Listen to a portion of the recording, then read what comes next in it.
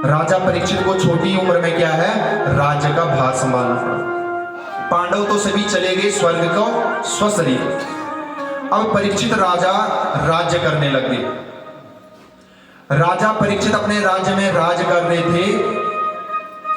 एक दिन इन्होंने विचार किया कि मैं भ्रमण करके आऊं कि कहां कहां तक हमारा राज्य है। भ्रमण करके जा रहे थे तो क्या देखते हैं कि रास्ते में एक काला पुरुष गौ माता को लात से मार रहा है। क्या कर रहा है, गाय माता को लात से मार रहा है। और उसके सामने एक बैल भी खड़ा है, गाय माता के सामने बैल खड़ा है और वो रो रहा है। और उस बैल के 3 पैर नहीं है, मात्र 1 पैर पे खड़ा हुआ है। परीक्षित को बहुत गुस्सा आया कि मेरे राज्य में गौ पर अत्याचार हो रहा है। परीक्षित एक धर्मवान राजा है। जो एक धार्मिक राजा होता है उसकी प्रजा कभी भी गौ हत्या नहीं करती, कभी भी ब्राह्मण का अपमान नहीं करती, कभी भी संत का अपमान नहीं करती, कभी भी देवी देवताओं का अपमान नहीं करती। राजा को बड़ा गुस्सा आया। राजा ने आज क्या किया, अपनी तलवार निकाली और इस काले पुरुष को मारने के लिए तलवार उठाई कि मैं इसको मार दूंगा, इसको रोकूंगा नहीं। ये काला पुरुष कौन है, कलयुग। कौन है, कलयुग। यहां से कलयुग की शुरुआत हुई थी। कलयुग का कार्यकाल है। गौ माता कौन है, बोले ये धरती। गौ कौन है, धरा, धरती। बैल कौन है, बैल है धर्म। कौन है, धर्म। बैल के 3 पैर नहीं है, अर्थात कलयुग में क्या हो गया, बैल के 3 पैर कटे हुए हैं, सिर्फ एकमात्र पैर पे बैल खड़ा है। और वो कलयुग उस पैर को भी काटना चाहता है कि ताकि धर्म बिल्कुल खत्म हो जाए। आज आप देख रहे हैं कलयुग क्या काम कर रहा है। हमारे अंदर न तो दया है, ना ही धर्म है, ना ही दान है। किसी प्रकार का हमारे में सद्गुण नहीं है। ये कलयुग क्या करता है, हमारे अंदर के दया को काट देता है, धर्म को काट देता है। इसलिए बैल परेशान है, अर्थात धर्म भी परेशान है कलयुग से। तो राजा परीक्षित इस कलयुग को मारना चाहते हैं कि मैं तेरे को नहीं रुकूंगा। जैसे ही तलवार से मारना चाहा तो कलयुग पैरों में पड़ गया। बोले महाराज क्षमा करो, क्षमा करो, माना कि मुझ में बहुत अवगुण है, इस कलयुग में बहुत अवगुण है ना, मगर बोले मेरे में एक बहुत बढ़िया गुण है। बोले क्या गुण है, बोले यत् फलम नास्ति तपसा न योगेन समाधिनो तत्फलम लभ्यते सम्यक् लोके सौकीर्तना। जो फल अन्य युगों में जप, तप, मंत्र, वेद पाठ करने से भी प्राप्त नहीं होता, वो फल इस कलयुग में मात्र हरे राम, राम राम हरे हरे, हरे कृष्ण कृष्ण कृष्ण हरे हरे, इस नाम का सुमिरन करने से प्राप्त हो जाता है। ये सबसे बड़ा गुण है इस कलयुग में। बाकी सारे अवगुण हैं, कलयुग में ये गुण है कि आप चलते फिरते उठते बैठते भी राम जी का नाम, कृष्ण भगवान का नाम, गोविंद का नाम, गोपाल का नाम अपने मुख से लेते रहो, वो आपका कल्याण करने वाला। इस कलयुग में भाई कु भाई अनख आलस,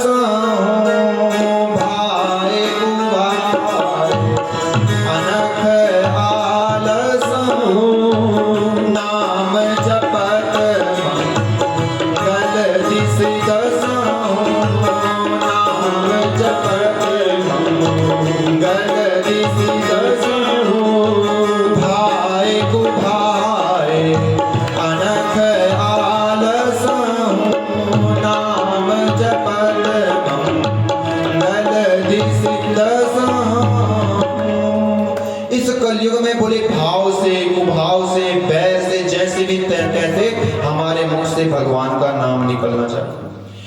यही गुण है इसमें अच्छा कि अनजाने में भी लिया हुआ नाम हमको तार देता है। बाकी सब अवगुण है इस कलयुग में।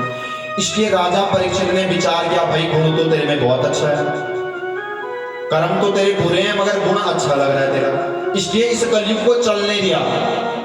इसी एक गुण पर रीझ गए परीक्षित, बोले अब तो तुझे नहीं मारूंगा। इसलिए ये कलयुग की शुरुआत यहां से हुई। अब बोले महाराज परीक्षित बोले, पर तू हर जगह नहीं तेरा वास होगा, मैं तुझे 4 स्थान देता हूं जहां तेरा वास होगा। कलयुग का वास कहां कहां है? भागवत कहती है क्या? द्यूतम पानम स्त्रियसूना यत्र धर्म चतुर्विध। अर्थात कहते हैं जहां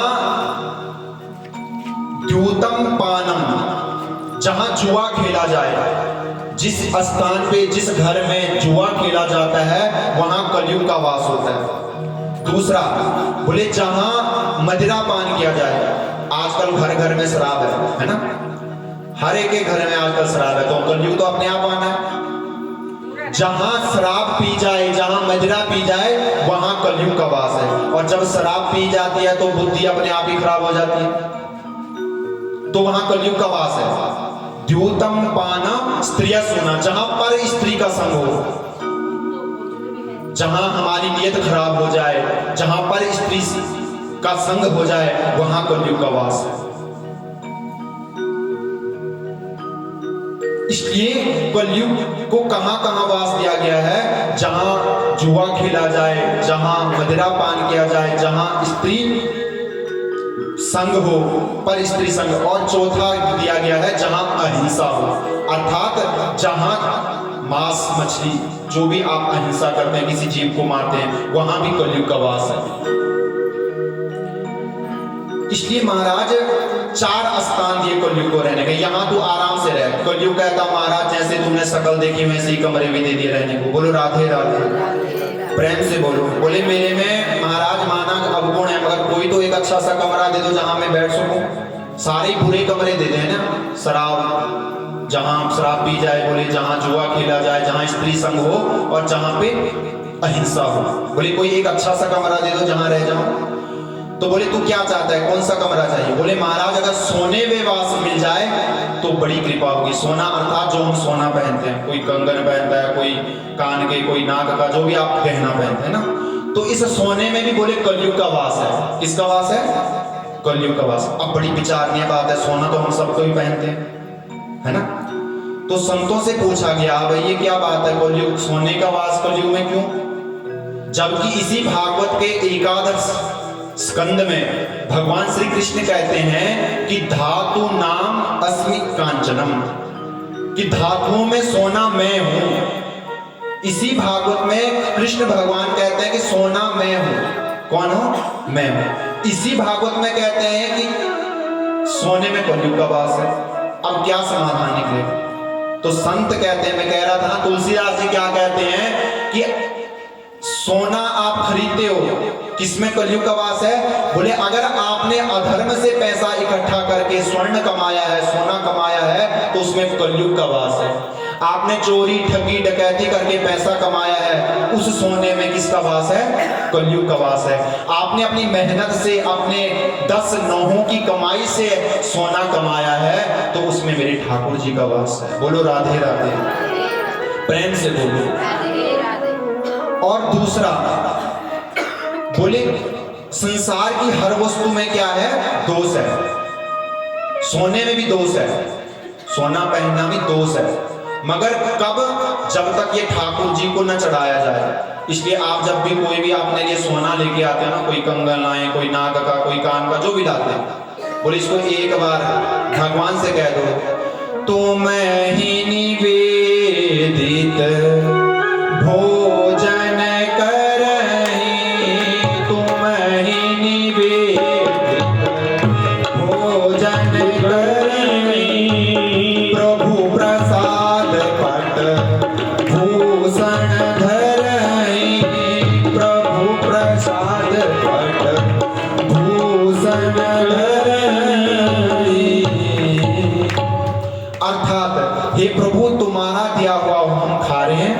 जो ये भूषण अर्थात जो गहना है, इसको आपको मैं पहले अर्पण कर रहा हूं और उसके बाद में इसको पहनूंगा। कहने का मतलब सोने को डायरेक्ट सुनियार की दुकान से लाके अपने गले में नहीं डालना, पहले ठाकुर जी को स्पर्श करा दो, भगवान आपका दिया पहन रहा हूं। इससे क्या होगा? बोला चोर आपका सोना कभी नहीं चुरा पाएगा। बोलो राधे राधे। क्योंकि उसकी फिर जिम्मेवारी मेरे ठाकुर जी की हो जाएगी। ठीक है, सोने में कलयुग का वास है। कब? जब अधर्म का हो। कब? जब हम ठाकुर जी को निवेदन करके उसको ना यूज करें। इसलिए परीक्षित ने सोने में वास किसको दे दिया? कलयुग को। अब कलयुग चला गया, पूरा संसार चल रहा है। राजा परीक्षित ने आज क्या किया? अपने पूर्वजों का एक सोने का मुकुट धारण करके अपने राज्य का परीक्षण करने के लिए चले गए कि कहां कहां तक मेरा राज्य। जैसे ही परीक्षण करने के लिए गए, बोले राजा थक गया, प्यास से कंठ सूखा जा रहा है। पास में ही समीक ऋषि का आश्रम दिखा। समीक ऋषि का आश्रम दिखा तो समीक ऋषि उस समय बिल्कुल ध्यान में, समाधि में बैठे हुए थे, भगवान का भजन करने में बैठे थे। राजा अंदर गए आश्रम में और राजा परीक्षित ने खूब उठाने की कोशिश करी कि भी तुम उठो, तुम्हारे द्वार पे कौन आया है? एक राजा आया है, बहुत प्यास लगी है, भूख से भी मैं व्याकुल हूं, प्यास से भी व्याकुल हूं, मेरी सेवा करो, मुझे कुछ खाने पीने के लिए दो। मगर समीक ऋषि की जो समाधि थी वो बिल्कुल असली थी। राजा को क्या लगा कि ये जानबूझकर मेरी सेवा करने के मारे आंख बंद करके बैठा, ये मेरी सेवा नहीं करना चाहता। राजा का यहाँ पे क्या हुआ? राजा परीक्षित को भ्रम हो गया। देखो, संत को पहचानने में अगर हमसे गलती हो जाए तो हमारा जीवन नरक हो जाता है। कहीं हम नकली को असली समझ बैठे तब भी हमारा जीवन नरक है, और कहीं असली को नकली समझ बैठे तब भी क्या है? हमारा जीवन नरक है। संत पहचानने के लिए बहुत मुश्किल है, संत की पहचान बड़ी मुश्किल है। तो राजा परीक्षित को लगा कि ये सिर्फ दिखावा कर रहा है, जानबूझ करके आंखें बंद करके बैठा है, इसको ये कोई भक्ति नहीं कर रहा। आज क्या किया? राजा परीक्षित ने पास में एक मरा हुआ सांप था, मरे हुए सांप को समीक ऋषि के गले में डाल दिया। देखा, अगर सांप के स्पर्श से उठ गया तो समझ जाएगा कि ये नकली समाधि लगा के बैठा था, मगर समाधि तो असली थी। सांप जब गले में डाला तो कोई हिलजुल नहीं हुई, जो के त्यों बैठे रहे। अब परीक्षित जी सर्प गले में डाल करके तो चले गए। उधर किसी ऋषि बालक ने इनके पुत्र, समीक ऋषि के पुत्र थे श्रृंगी ऋषि, श्रृंगी ऋषि को बता दिया कि तेरे पिता की राजा ने बहुत ही बेइज्जती करी है, उनके गले में मरा हुआ सांप डाल दिया। क्या डाला? मरा हुआ सांप। और श्रृंगी ऋषि बड़े क्रोधित थे, बड़ा गुस्सा आता था। उन्होंने अपने हाथ में कौशिकी नदी का जल लिया। देखो, ब्राह्मण के पास सिर्फ दो चीजें होती हैं। ब्राह्मण की शक्ति सिर्फ और सिर्फ किसमें है? उसकी भक्ति में और उसकी जुबान में। तीसरा, ब्राह्मण के पास कोई हथियार नहीं होता लड़ने के लिए। ब्राह्मण के पास किसकी शक्ति है? वाक शक्ति। अगर उसके पास तप है और वो अपने उस तप के प्रभाव से कह दे कि जा तेरा कल्याण होगा या कुछ भी होगा, तो उसकी वाक शक्ति बहुत काम करती है। श्रृंगी ऋषि के पास तप है। आज तप का फल देखो, क्या करते हैं कि जिसने मेरे पिता का अपमान किया है, जल लेकर के कौशिकी नदी का हाथ में क्या कहा कि इति लंघित मर्यादम तक्षक सप्तमे हनि दक्ष्यति समकुलागारम नोदितो में तत ध्रुवम। अर्थात जिसने भी मेरे पिता का अपमान किया है, आज से ठीक 7वें दिन उसकी तक्षक नाग के डसने से उसकी मृत्यु हो जाएगी, उसकी मृत्यु हो जाएगी, उसकी मृत्यु हो जाएगी। श्राप दे दिया एक ब्राह्मण बालक ने कि जिसने भी ये मेरे पिता का अपमान किया है, ठीक आज से 7वें दिन उसकी मृत्यु हो जाएगी। और जैसे ही बालक अपने पिता के पास आश्रम में आया, जोर जोर से रोने लगा, अपने पिता के गले लग करके। पिता की समाधि खुली। बोले बेटा क्यों रोते हो? बोले पिताजी, आज एक राजा आपका अपमान कर करके यहाँ से चला गया, आपके गले में उसने सर्प डाल दिया और मैंने उसको श्राप दे दिया कि आज से 7वें दिन तेरी तक्षक नाग के डसने से मृत्यु हो जाएगी। आज समीक ऋषि ने माथे पर हाथ मारा, अरे भाई ये तूने क्या कर दिया। अब इस दुनिया में कभी भी परीक्षित जैसा राजा हमको नहीं मिलेगा। राजा परीक्षित तो इतने धर्मवान थे, इतने गुरु ब्राह्मण गौ की सेवा करने वाले थे, तुमने उसको श्राप दे करके अच्छा नहीं किया। जाओ अभी भी उनको खबर लगा के आओ कि तुम्हें ऐसा श्राप है, वो अपने कल्याण के लिए कुछ तो करेंगे। उधर राजा परीक्षित आज अपने महल में पहुंचे। जैसे ही महल में पहुंचे तो वो सोने का मुकुट जो पहना हुआ था ना, उसको उतार के रखा। तब समझ में आई कि मेरे से बहुत बड़ी गलती हो गई। क्या गलती हुई कि मेरे से ब्राह्मण का अपराध हो गया। मैंने एक ब्राह्मण का अपराध कर कैसे लिए, कैसे वो अपराध, बोले वो स्वर्ण का जो मुकुट पहना था ना, उनके पूर्वजों का था, उसमें कलयुग का वास था। क्योंकि वो किसी राजे का मार करके, किसी राजा को मार करके वो मुकुट उन्होंने लिया था उनके पूर्वजों ने, इसलिए उस मुकुट में किसका वास होगा, कलयुग का वास। जब कलयुग सिर पे बैठा तो क्या हुआ, ब्राह्मण का अपमान हो गया। आज हम बात बात पर संत गुरु ब्राह्मणों की अपमान, उनकी निंदा करते हैं। तो राजा परीक्षित से जब अपमान हुआ, जब वो सोने का मुकुट उतारा, तब समझ में आया हो मेरे से तो बहुत बड़ी गलती हो गई। बोले इस अपराध का तो कोई भी इसका प्रायश्चित नहीं है। जो अपराध मुझसे बना है इसका प्रायश्चित कुछ भी नहीं है। मैंने अपने हाथों से किसी ब्राह्मण का, किसी ऋषि का अपमान किया है। हमारे पूर्वजों ने तो हमेशा संत महात्मा गुरु ब्राह्मणों का सम्मान किया है। ये मुझसे कौन सा पाप बन गया कि मैंने अपने हाथों से किसी संत की, किसी ब्राह्मण का अपमान कर दिया। पछता रहे थे। उसी समय एक चेला को भेजा समीक ऋषि ने कि जाकर के राजा को खबर करो कि आज से 7वें दिन तुम्हारी मृत्यु हो जाएगी। उस चेला ने राजा को बताया कि भाई तुमको श्रृंगी ऋषि ने श्राप दिया है कि 7वें दिन तुम्हारी मृत्यु हो जाएगी। राजा परीक्षित बोला, भीम इस शरीर को तो एक क्षण भी रखने का अब इस शरीर को एक क्षण रहने की भी आज्ञा नहीं होनी चाहिए, क्योंकि इससे ब्राह्मण का अपमान हुआ है। फिर भी देखो कितने दयालु हैं, इन्होंने हमको 7 दिन दिए। कितने दिन दिए? 7 दिन।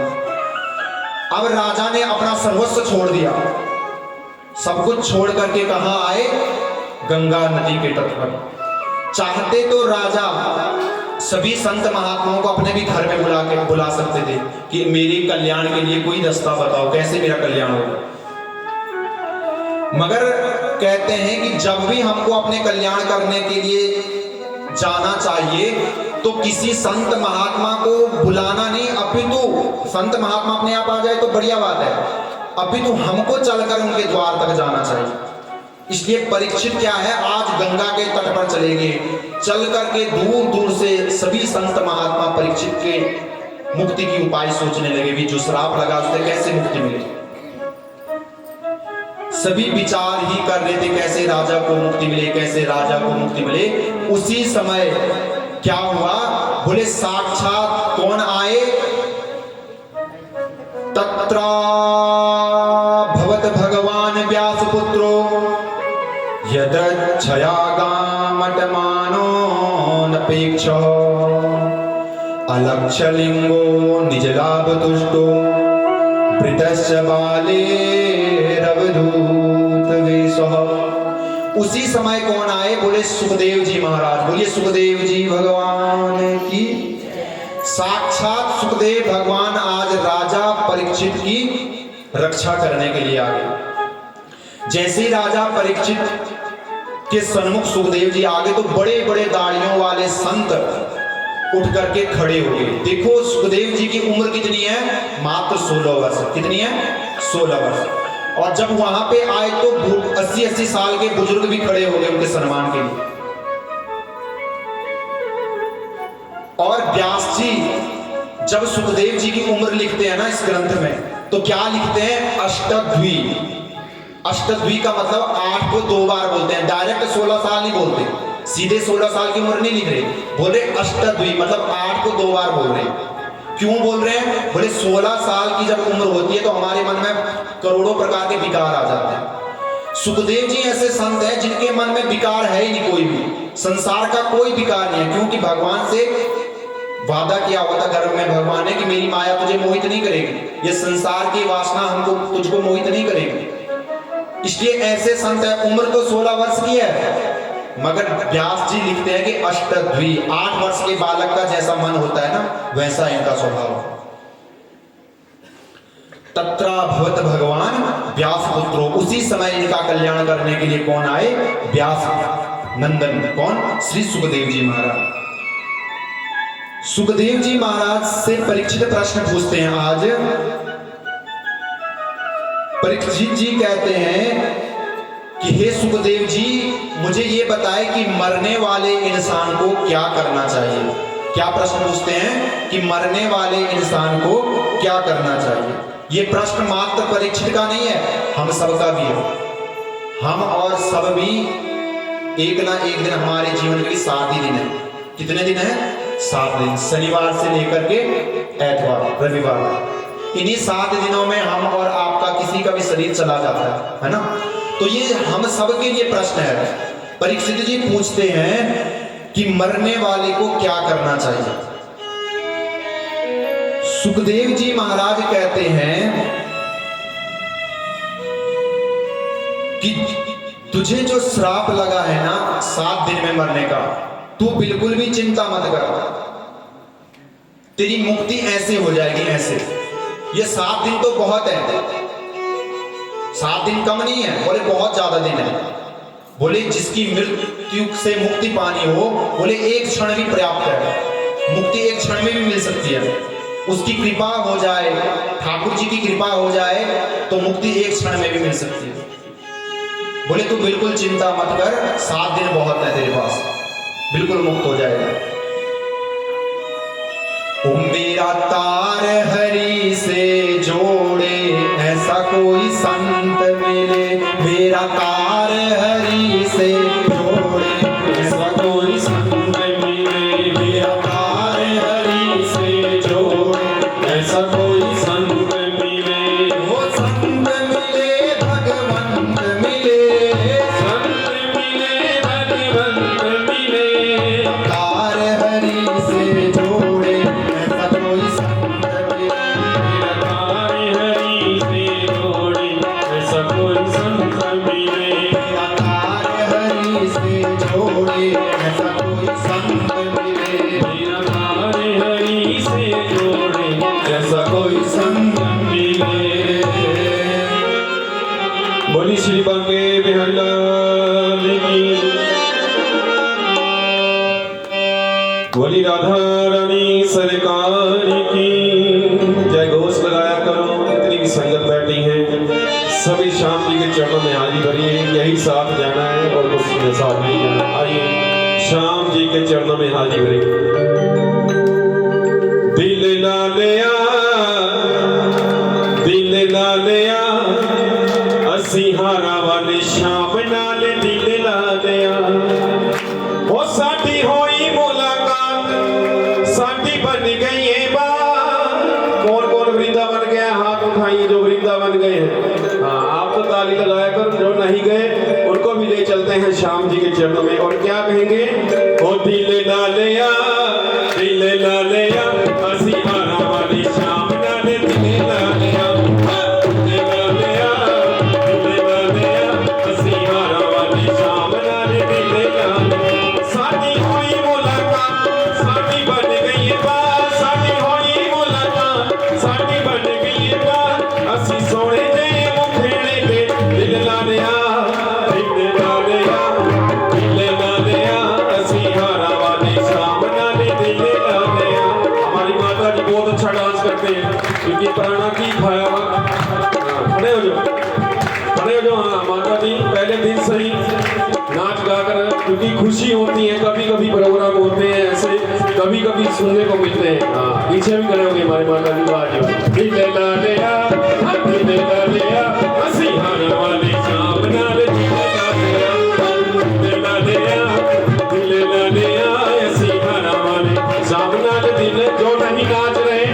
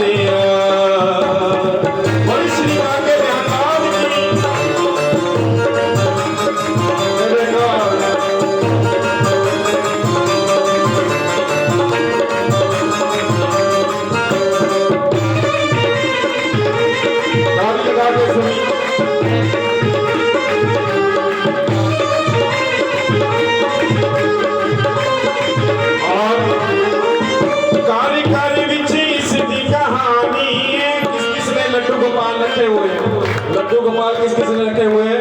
मेरे घर पे 2 लड्डू गोपाल, आपने एक रखा है। हाँ, मेरे पास छोटे और बड़े भी हैं, दोनों हैं। वो काली काली चुकी घर घर में सभी विराजमान है हमारे ठाकुर जी।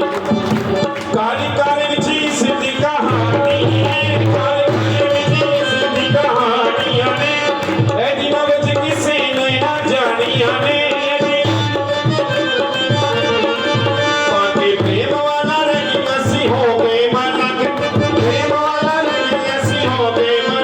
सारी दुनिया दवानी अज असा पालिया, दिले डालिया, दिले डालिया, असा हारा वाली शाम नाल दिले डालिया, दिले डालिया, असी हारा वाली शाम नाल दिले डालिया।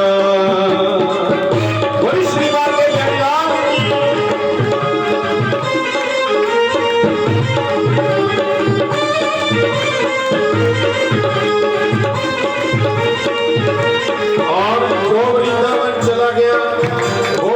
हो जाता है। एक बार जाता है तो दोबारा फिर मन करता है जाने को। और क्या कहने, तेरी सूरत विच रब दिसदा है, तेरी सूरत विच रब, बोलिया करो, तेरी सूरत विच रब दिसदा है, ओ किथे होर ना दिल है दिखदा है। हाँ, तेरी सूरत विच रब दिसदा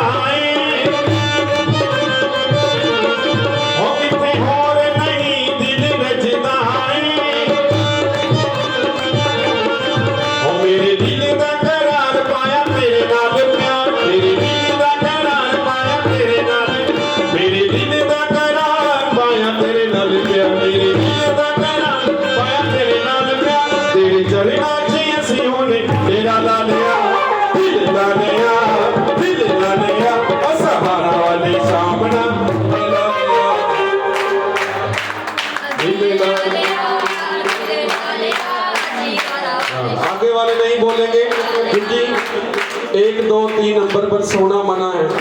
ये जागते रहेंगे क्योंकि हमारे पास बैठे हैं। जो पीछे माता है बहने बैठी है, पीछे वाले बोलेंगे, आगे वाले नहीं बोलेंगे। दिल ला लिया, पीछे वाले कम आ रही है, दिल ला लिया,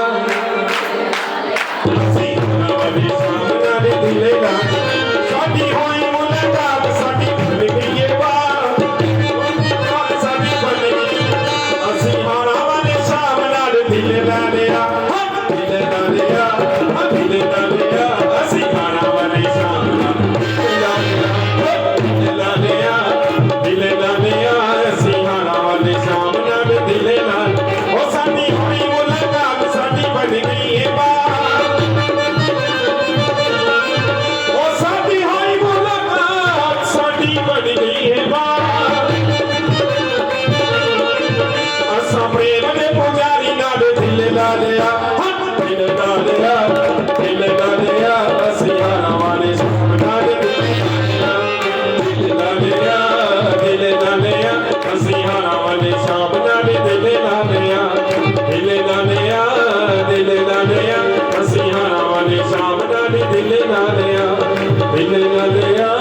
दिल ला लिया, असी हारा वाली शाम नाल दिल ला लिया।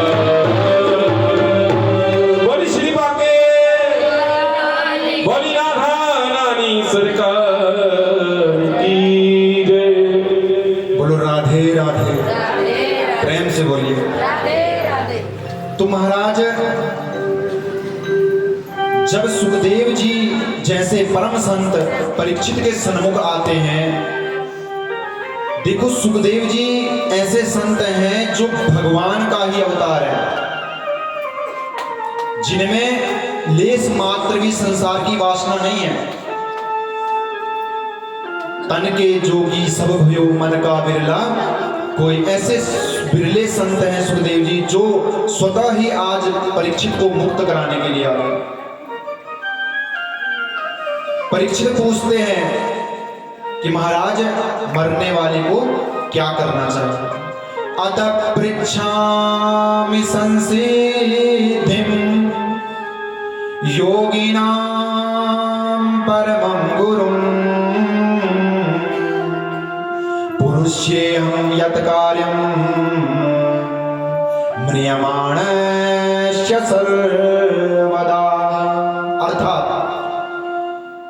जो मरणासन पड़े हुए हैं उनको क्या करना चाहिए? हम सब काल ब्याल मुख ग्रास त्रास निर्णास देते हुए, हम और आप सब भी काल के ग्रास हैं। अच्छा, एक क्षण का भी पता है किसी का? क्षण का भी नहीं पता। अर्थात काल के मुख में हम बैठे हुए हैं, कब चाहे वो अपना मुंह बंद कर दे ये कोई पता नहीं।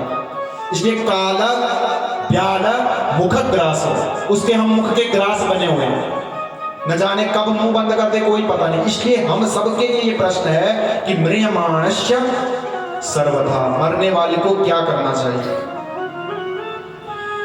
तब सुखदेव जी कहते हैं कि तुम्हारा प्रश्न लोक हित के लिए, अपने हित के लिए नहीं, बोले लोक हित, सबके हित के लिए आपने ये प्रश्न पूछा है। बरीयाने सते प्रश्न कृतो लोक हितम नृपा,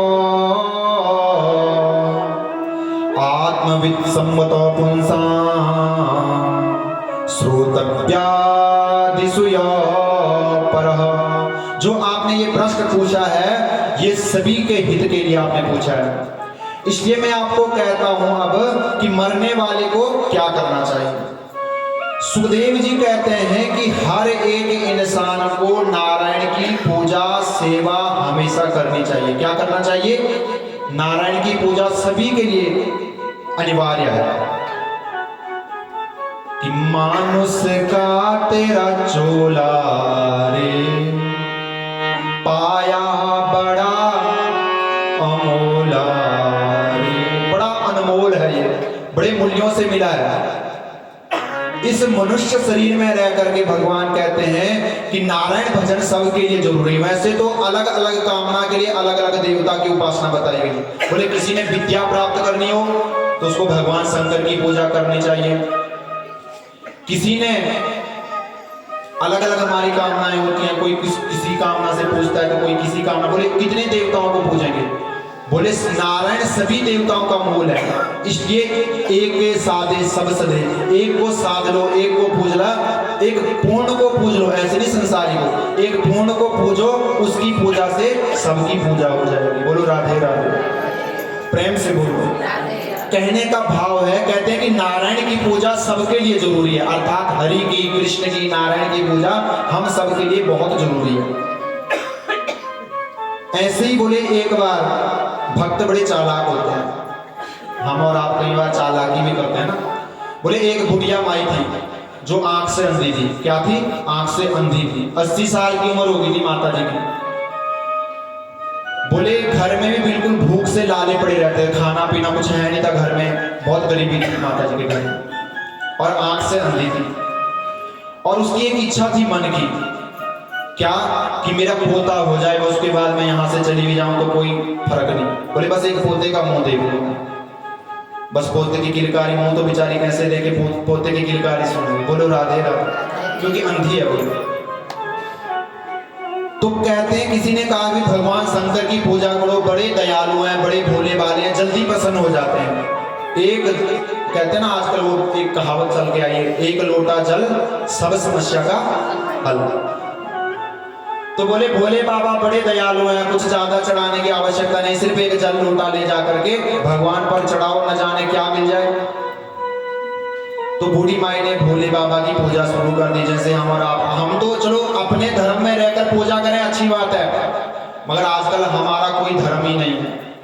सोमवार को कहीं जाते हैं, वीरवार को कहीं जाते हैं, शनिवार को कहीं जाते हैं, कोई धर्म नहीं। अपने धर्म की पूजा करो तो अच्छी बात है, मगर वीरवार को आप कहीं और ही घुसे होते हैं। ये कैसी पूजा है? ग्रंथ कहता है, वो बूढ़ी माई बोली अपनी कामना पूरी करने के लिए भगवान शंकर की पूजा करने के लिए गई। शंकर जी खुश हो गए, भोले भाले हैं, जल्दी आशुतोष हैं, जल्दी प्रसन्न हो गए। तो माता जी को बोले, माता जी एक वरदान मांगना, बस ज्यादा नहीं, सिर्फ एक वरदान। माता जी ने खूब दिमाग पे हाथ मारा, क्या मांगू क्या मांगू क्या मांगू। माता जी बोलती है, सोचती है कि आंख मांग लेती हूँ, फिर सोचती है अब 80 साल तो वैसे ही होगी, अब तो वैसे ही जाने वाले, आंख का भी क्या करूंगी। फिर विचार करती है घर में भोजन नहीं है, कोई खाने पीने के लिए मांग लेती हूँ। बोले भोजन का भी क्या करूँ, आगे बच्चा संतान तो हो नहीं रहा, कोई पोता हो तो उस भोजन, बोले कोई धन संपत्ति मांगी तो उसको भोगने वाला भी तो कोई चाहिए। इसलिए उसने मन में विचार किया। देखो कितनी चतुर है माता जी। वरदान मांगती है शंकर जी से, भोले बाबा अगर आप देना चाहते हो तो मुझे ऐसा वरदान दो कि मैं रोज अपनी आंखों से अपने पोते को सोने चांदी के बर्तनों में खाना खाते हुए देखूं। बोलो राधे राधे, प्रेम से बोलो। तो ऐसे चालाक भक्त भी होते हैं, एक ही वरदान में सब कुछ मांग लिया, है ना। आंखें भी मांग ली, पोता भी मांग लिया, और सोने चांदी के बर्तनों में खाएगी तो धन की क्या कमी रहेगी। तो ऐसे ही कहीं हमारी अवस्था भी, हमारी भी कुछ ऐसी है, बहुत बहुत कुछ मांगने की हमारी चाह होती है, हमसे कितना मिल जाए भगवान से, है ना। तो भगवान अच्छी बात है, भगवान से जुड़िए, मगर अपने धर्म से जुड़िए। चाहे अपने स्वार्थ के लिए जुड़िए, मगर जुड़िए अपने धर्म से। हमारा बाप हमको कितना मर्जी गालियां देता रहे, मगर हमारा हित वो ही चाहेगा। दूसरे का बाप आपको 2 दिन भोजन करा देगा, तीसरे दिन कराने वाला नहीं है। कराएगा क्या? 2 दिन दे देगा, 4 दिन दे देगा, हफ्ता दे देगा, 10 दिन दे देगा, लास्ट में तो अपने घर आना पड़ेगा ना। आप ढूंढते रहते हो, कभी किसी पे, कभी किसी पे, कभी किसी पे, क्या मिलेगा? तुम हो एक अगोचर सबके प्राणपति। अपने इस एक से मांगो ना। आप तो भाग्यशाली हो कि आप इस धर्म से हो, कि आपके धर्म का देवता सबसे प्रधान है, और हम फिर भी अपना धर्म छोड़कर आजकल न जाने कहां जा रहे हैं। ये हमारा दुर्भाग्य है। हम अपने मूल को बिसर रहे हैं, भूल रहे हैं। तो सुखदेव जी कहते हैं कि नारायण की सेवा तो जीव मात्र के लिए सबसे आवश्यक है। हर किसी को नारायण की पूजा करनी चाहिए। बोले कोई किसी कामना के लिए करे, कोई किसी कामना के लिए करे, मगर करनी जरूर है। फिर एक पूछता है, भैया अगर हमारी कोई कामना ही ना हो तो भी क्या करनी पड़ेगी? अगर हमारी कोई भी कामना ना हो तो भी करनी पड़ेगी। बोले हाँ, अकामो सर्व कामो वा। चाहे आपकी कामना है चाहे नहीं है, फिर भी अगर आपको मनुष्य का शरीर मिला है तो नारायण की भक्ति, नारायण की पूजा करना आपका दायित्व है। ग्रंथ कहते हैं कि मनुष्य का एकमात्र लक्ष्य है भगवान की पूजा, भगवान की सेवा करना। लगे रहो संसार के कार्यों में, भी कोई मनाही थोड़ी ना है। खूब कमाओ, 8 घंटे काम करते हैं तो 12 करो, कोई मनाही नहीं है। खूब पैसा कमाओ, कोई मनाही नहीं है, मगर साथ में नारायण नाम की धन की भी, नारायण नाम की कमाई भी इकट्ठी करो। ग्रंथ कहते हैं कि हम सबको नारायण की सेवा अवश्य करनी चाहिए। एक भक्त था, बोला बड़ा, जैसे होते ना कई बार कोई मानता नहीं है किसी को, किसी देवी देवता को नहीं मानता, अंधविश्वासी जिसे कहते हैं, बिल्कुल विश्वास ही नहीं करता किसी चीज पे। वो कहता मैं किसी को नहीं मानता, कोई नहीं, ये भगवान भगवान कुछ नहीं होते। देखो भगवान को मानने और न मानने में हमारा क्या फायदा और क्या नुकसान है। बोले एक गांव में एक बार रोला पड़ गया, शोर मच गया कि बोले भाई गांव में शेर लगा हुआ है, शेर आया हुआ है, बच के रहो। क्या रोला पड़ गया? शेर आया है, बच के रहो। अब एक आदमी तो वही उसको, वो विद्वान है, समझ गया कि शेर रोला पड़ा, भी कहीं ना कहीं आया तो होगा, देखा किसी ने नहीं, बस रोला पड़ गया। तो वो क्या करता है, जब भी अपने गांव से बाहर निकलता है 2-4 आदमी अपने साथ लेके जाता है, 2-4 डंडे पकड़ के तब जाते हैं। और एक जो कहता मैं कुछ नहीं मानता, अरे ये तो सब बकवास मानते, कहाँ आजकल शेर है, कोई शेर सूर नहीं है। वो अकेला चला गया, बोले कुछ नहीं, तो वैसे ही रोला पाते हैं, कोई शेर नहीं है। वो अकेला गया, बिना किसी साधन के गया, और शेर ने पकड़ करके खा लिया। ऐसा ही उस नास्तिक का हाल है जो कहता भगवान कुछ नहीं है।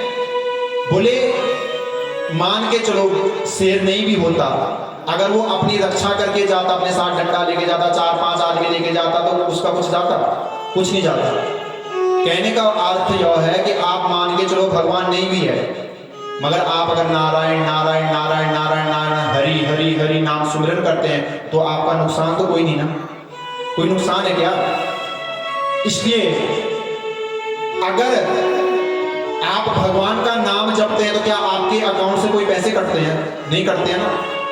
ना पैसा लगता है ना खर्चा लगता है, ना पैसा लगता है ना खर्चा लगता है। तो राम सुमिर के देख जरा तुझे कैसा लगता है, तो राम सुमिर के देख जरा तुझे कैसा लगता है। ना पैसा लगता है ना खर्चा लगता है, ना पैसा लगता है सभी गाइए। ना खर्चा लगता है। तो राम सुमिर के देख जरा तुझे कैसा लगता है, तो राम सुमिर के देख तुझे कैसा लगता है। ओ बिन पैसे के गणिका कर गया सजना कसाई, बिन पैसे की गणिका कर गया सजना कसाई। विष का प्याला मीरा पी गई, भज हरि कृष्ण कन्हैया। विष का प्याला मीरा पी गई, भज हरि कृष्ण कन्हैया। ना पैसा लगता है ना खर्चा लगता है, ना पैसा लगता है ना खर्चा लगता है। ओ राम सुमिर के देख जरा तुझे कैसा लगता है, ओ राम सुमिर के देख जरा तुझे कैसा लगता है। बड़ा अच्छा लगता है, बड़ा मीठा लगता है, बड़ा अच्छा लगता है बड़ा मीठा लगता है। ओ राम सुमिर के देख जरा तुझे कैसा लगता है, राम सुमिर के देख जरा तुझे कैसा लगता है। ना पैसा लगता है ना खर्चा लगता है, ना पैसा लगता है ना खर्चा लगता है। तो राम सुमिर के देख जरा तुझे कैसा लगता है, तो राम सुमिर के देख जरा तुझे कैसा लगता है। बोलिए सियावर रामचंद्र महाराज की। तो जब हम भगवान नाम लेंगे तो क्या हमारा कोई खर्चा लगेगा? कुछ नहीं लगने वाला ना।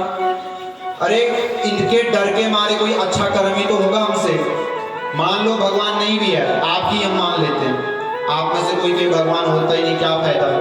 अगर हम आपकी मान के भी चले चलो भगवान नहीं है तो हमारा नुकसान तो कोई नहीं है ना।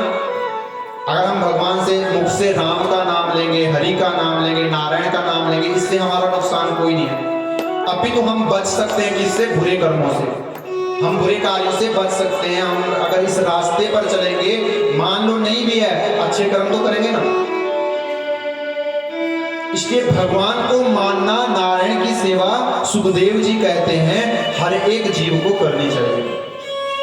बोलो राधे राधे, प्रेम से बोलो। तो महाराज परीक्षित जी ने पूछा कि भगवान इस सृष्टि को कैसे बनाते हैं। अब भगवान क्या करते हैं, श्री सुखदेव जी राजा को मुक्त कराने के लिए ये भागवत की कथा सुनाते हैं। कौन सी कथा सुनाते हैं? इस श्रीमद् भागवत की कथा। कहते धन्य है ये कथा मैं पहले भी वर्णन कर रहा था कि कुछ मृत्यु ऐसी होती है जिससे मुक्ति नहीं मिलती। राजा परीक्षित को कैसे मृत्यु मिलेगी? बोले सर्प को डसने से, और सर्प से डसने से जिसकी मृत्यु होती है बोले उसकी मुक्ति नहीं होती। मगर इस कथा को अगर कोई श्रवण कर लेता है तब चाहे सर्प डसे चाहे बिच्छू डसे वो मुक्त होगा ही होगा, होगा ही होगा। इतनी इस कथा में पावर है हमारा। इसलिए परीक्षित कहते हैं कि भगवान इस सृष्टि का सृजन कैसे करते हैं, कैसे इस सृष्टि को बनाते हैं। अब प्रश्न पूछते हैं परीक्षित जी, और सुखदेव जी कहते हैं कि जब भगवान इस सृष्टि को बनाने की मन में संकल्प करते हैं तो सबसे पहले ये सृष्टि कैसे बनी? बोले भगवान नारायण से। किससे बनी? नारायण। इस संसार का मूल कौन है? नारायण। तो हम क्यों कहीं भटके? हम क्यों किसी और के पास जाएं? मूल कौन है? नारायण। सृष्टि की रचना कहां से हुई है? भगवान नारायण से। तो बोले नारायण भगवान के मन में जब विचार आता है कि मैं इस सृष्टि को बनाऊं, तब क्या करते हैं? बोले उनको किसी से कुछ लेने की जरूरत नहीं है, वो अपने में से ही प्रकट करते हैं। जैसे किसी सुनियार को अगर गहना बनाना हो तो उसके लिए उसके पास क्या चाहिए? सोना। अगर उसके पास मटेरियल नहीं होगा तो वो सोने के कंगन नहीं बना सकता। अगर सुनियारे के पास बहुत कला है, कोई कंगन बनाने की, कोई नाक का बनाने की, कोई कान का बनाने की, ना सुनियार के पास क्या होती है? कला होती है बनाने की। मगर अगर उसके पास मटेरियल ना हुआ, सोना हुआ ही नहीं, तो उसकी कला धरी की धरी रह जाएगी। उसकी कला क्या है? धरी की धरी रह जाएगी, क्योंकि उसके पास बनाने के लिए सोना नहीं है। इसी प्रकार परीक्षित पूछते हैं भगवान इस सृष्टि को कैसे बनाते हैं? किसी से कुछ लेते हैं कि क्या बनाने के लिए? जैसे सुनियार गहने बनाने के लिए सोना लेता है, क्या भगवान को भी कुछ लेना पड़ता है किसी से? बोले नहीं। तब उदाहरण देते हैं मकड़ी की। आपने मकड़ी देखी, आप सबके घरों में होती है ना? कभी आपने देखा मकड़ी झोला पकड़ करके बाजार से कुछ धागा खरीद के लाई हो और आपके घर में उसने जाला बनाया? देखा कभी अपने घर में ऐसा कि मकड़ी कहीं से चुरा के लेके आ रही हो धागा? जैसे आप पंछी को तो देखते हैं, पंछी को देखते हैं वो कभी कहीं से तिनका उठाती है, कभी कहीं से तिनका उठाती है, वो अपना घोंसला बनाती है ना। मगर आपने मकड़ी को कभी देखा कुछ चुराते हुए कि कुछ लेके आ रही हो? और अपने घर में कितने जाले लगे होते हैं? बोलो राधे राधे, प्रेम से बोलो। तो जैसे मकड़ी स्वतः अपने में से जाले को बनाती है, ऐसे ही नारायण को किसी से कुछ लेने की आवश्यकता नहीं है, वो अपने में से ही